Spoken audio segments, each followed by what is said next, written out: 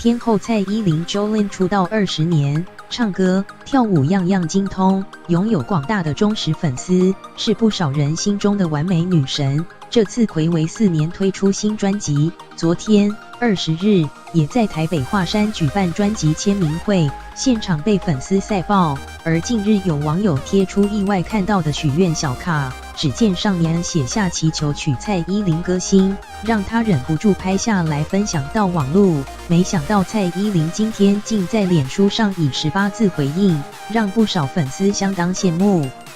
这名网友在报废公社贴出一张照片，表示日前到台中市东区的南天宫关帝庙拜拜时，刚好瞥见一张祈求用的小卡，上面竟写下祈求娶蔡依林歌星的愿望，让他忍不住当场笑翻，决定拍下来 PO 上网，直呼不要为难月老啦，他只是个老人家。不过也强调，他不是有意偷看的，只是因为太显眼。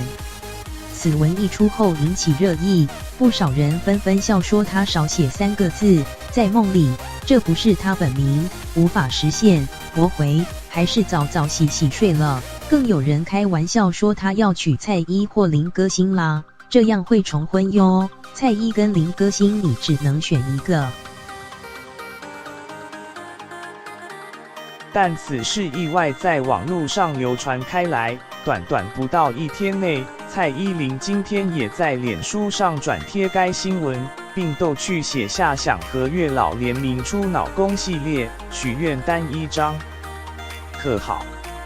引起许多粉丝暴动，纷纷留言说1张不够，要1叠，我也要储值月老联名卡，姐真的要变成月老呸姐。更有人直说被本尊转发此生足矣，至少他的愿望意外得到偶像的关注了，也该满足了。